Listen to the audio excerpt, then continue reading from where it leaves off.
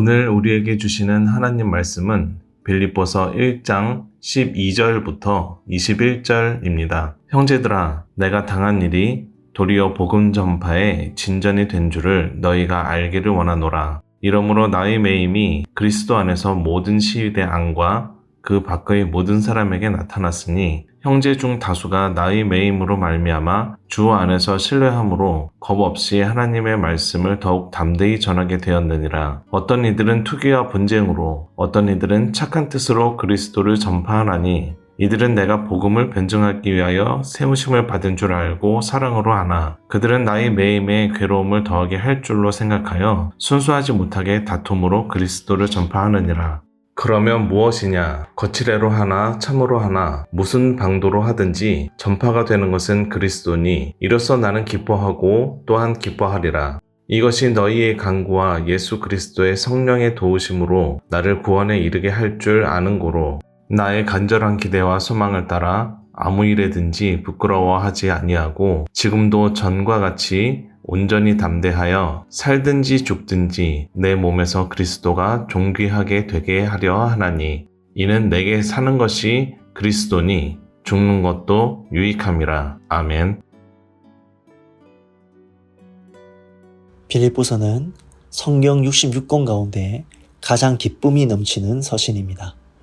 바울이 쓴 다른 편지에도 기쁨과 관격이 없는 것은 아니지만 빌립보서만큼 두드러진 편지는 다시 없습니다. 첫 장부터 끝장까지 복음 안에서 누리는 기쁨이 넘쳐나는 서신이 빌립보서입니다. 그래서 사람들은 빌립보서를 기쁨의 서신이라고 말합니다. 바울이 세 차례 전도 여행을 통해서 설립한 교회가 한두 교회가 아니지만 그 가운데 바울과 빌립보 교회는 아주 특별한 관계를 가지고 있습니다. 그래서 바울은 늘 빌립보 교회를 기쁨과 자랑으로 여겼고 나의 기쁨이요 면류가 아닌 사랑하는 자들아 라고 부르곤 했습니다. 오늘 본문에서 사도 바울은 빌립보 교회 성도들에게 자신이 지금 죄를 지어서 감옥에 갇힌 것이 아니라 그리스도와 복음 때문에 감옥에 갇혀 있으니까 너무 염려하지 말고 감옥에 있는 나 바울을 부끄럽게 여기거나 수치스럽게 여기지도 말라고 권면하는 그런 내용입니다. 그러면서 자신에게 있어서 그리스도가 전파되는 것, 이것이 얼마나 중요한 문제인가, 예수님이 자신에게 얼마나 소중한 존재인지 그것을 역설하고 있습니다. 사도 바울이 어느 정도로 예수님을 존귀히 여기고 또 예수님이 전해지는 것을 얼마나 중요히 여겼는지 오늘 이 본문의 20절, 21절을 통해서 우리는 그것을 가늠해 볼 수 있는데요. 여기서 바울은 이렇게 얘기를 합니다. 살든지 죽든지 내 몸에서 그리스도가 존귀하게 되려 한다라고 얘기를 합니다.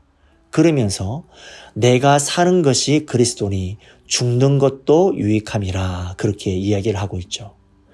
내가 사는 것이 그리스도니라는 말은 내가 살아가고 있는 목적이 예수 그리스도다.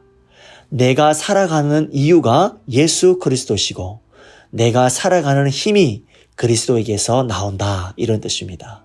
무슨 말씀입니까? 예수 그리스도만 전해질 수 있다고 한다면 내게서 그리스도가 사실 수만 있다고 한다면 그걸 위해서는 나는 죽어도 괜찮다라는 것입니다. 20절에는 이렇게 말합니다. 나의 간절한 기대와 소망을 따라 아무 일에든지 부끄러워하지 아니하고 지금도 전과 같이 온전히 담대하여 살든지 죽든지 내 몸에서 그리스도가 존귀하게 되게 하려 하나니라고 고백합니다. 나의 간절한 기대와 소망은 나를 통해서 예수 그리스도가 존귀하게 되는 것이다. 이렇게 고백을 하고 있는 것이죠. 특별히 살든지 죽든지를 달리 번역하면 사는 것을 통해서든 죽는 것을 통해서든 이렇게 해석할 수 있습니다. 만일 죽게 된다면 죽는 방법을 통해서도 주님을 존귀하게 하겠다라는 뜻입니다. 여러분, 죽음이 먼 일처럼 보일 때는 이런 말을 쉽게 할 수 있습니다. 하지만 사도 바울은 지금 죽음이 코앞에 닥쳐온 상태입니다. 언제 끌려나가 사형을 받을지 모르는 상태에 있었습니다.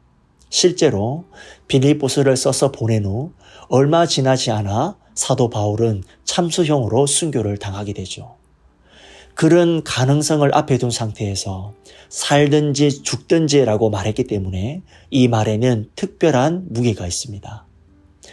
사도 바울이 가지고 있었던 간절한 기대와 소망을 생각해 보십시오. 바울이 가지고 있었던 간절한 기대와 소망은 자신의 목적을 성취하기 위한 것이 아니었습니다. 그것은 오직 예수 그리스도를 높이는 것이었습니다. 자신의 모든 삶을 통해서 예수 그리스도의 이름이 영광스럽게 되는 것이 자기 자신의 인생의 목적이었습니다. 사랑하는 성도님 여러분, 여러분의 기대와 소망은 무엇입니까?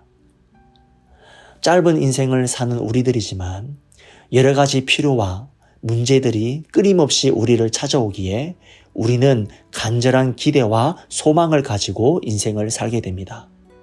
지금 여러분들에게도 이루어져야 하는 필요들이 있고 해결되기 원하는 문제들이 있기에 지금 여러분들에게도 간절히 원하는 어떤 기대와 소망이 있을 것입니다. 자신과 가족들의 건강, 자녀들의 취직, 남편의 직장과 사업, 어떤 본인이나 자녀들의 진학, 결혼, 가족들이 예수 믿고 신앙생활 잘하는 것에 대한 간절한 기대와 소망이 분명 있을 것입니다. 물론 이런 기대와 소망은 인생을 사는 우리들에게 반드시 필요하고 중요한 것이지만 구원받은 그리스도인들이 인생을 살면서 가져야 할 가장 간절한 기대와 소망이 있습니다. 그것은 예수 그리스도입니다. 사도 바울도 한때는 세상적인 출세와 명예를 취하고자 하는 간절한 기대와 소망이 있었습니다. 이를 위해서 로마 시민권을 얻었습니다. 탁월한 율법학자가 되었습니다. 히브리인 중에 히브리인이었고 율법으로는 바리새인 중에 바리새인이 되었습니다. 열심당원이 되어서 크리스천들을 마구 잡아들이고 핍박하는 일에 누구보다 앞장서고 그 누구보다도 열정적인 삶을 살았습니다. 그러나 그렇게 열정적이었던 그가 다메섹 도상에서 빛으로 오신 부활의 예수 그리스도를 만났습니다. 거기서 그는 그의 인생관이 변화되었습니다. 이로 인해 바울의 삶의 간절한 기대와 소망이 바뀌었습니다.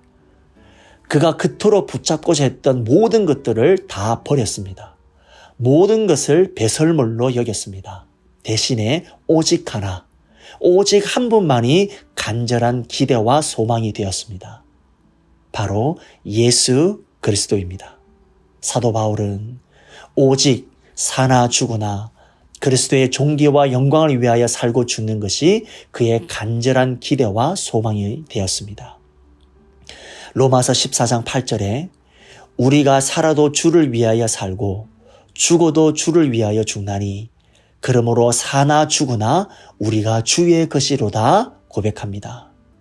이렇게 사도 바울은 언제나 주의 영광을 위하여 삶을 사기로 결단했던 사람입니다. 여러분, 주님을 위해 살았던 사람들, 주님을 위해 죽었던 사람들은 도대체 어떻게 그럴 수 있었을까요? 그것은 주님께서 나를 위해 죽으시고 나를 위해 다시 살아나신 것을 믿었기에 내가 나의 것이 아니라 주님의 것이라는 사실을 확신했기 때문입니다. 죄로 인해 죽을 수밖에 없는 나를 예수 그리스도의 보혈의 은혜로 말미암아 나를 살리셨다. 새로운 생명을 얻게 되었기 때문에 예수님의 피값으로 살았다면 우리는 주님의 것이기 때문입니다. 그래서 사도 바울의 삶의 목적은 오직 하나, 사나 죽으나 예수 그리스도를 존귀히 여기는 것이었습니다. 오직 예수님만 알고 예수님만 자랑하는 인생을 살았습니다. 자신은 예수님을 존귀히 여기는 자라는 정체성이 분명하였습니다. 그래서 그는 복음 때문에 지금 비록 감옥에 갇혀 있지만 그 차디찬 감옥 안에서도 주님 때문에 찬송하고 주님으로 인하여 기뻐하였던 것입니다. 사랑하는 성도님 여러분, 우리가 진정으로 하나님의 크신 사랑과 말할 수 없는 은혜로 구원을 받았다면 우리가 예수 그리스도가 얼마나 귀하고 소중한 분인가를 분명히 알고 있을 것입니다. 그리스도는 그 어떤 것을 주고도 바꿀 수 없는 보화 중의 보화요, 보배 중의 보배인 것을 깊이 깨닫고 있을 것입니다. 오늘 사도 바울은 내게 사는 것이 그리스도니 죽는 것도 유익함이라 고백합니다. 여러분의 기대와 소망이 무엇입니까? 여러분의 모든 인생의 순간 가운데 바울처럼 오직 그리스도만 존귀하게 되시는 것이 우리의 기대요 소망이라고 고백함으로 모든 상황 속에서 주님 때문에 기쁨으로 충만한 믿음의 거룩한 성도님들이 되시기를 주님의 이름으로 축원드립니다. 우리 두 가지의 기도 제목으로 함께 기도하겠습니다. 첫째, 우리의 기대와 소망이 오직 예수 그리스도가 되게 하시고 주님의 영광을 위하여 오늘 이 하루도 살아가게 하소서. 둘째, 이번 주 생애주기 특강 아름다운 인생 후반을 통하여 모든 성도가 하나님의 뜻을 발견하며 주님 안에서 아름다운 인생으로 살아가게 하소서. 함께 기도하겠습니다.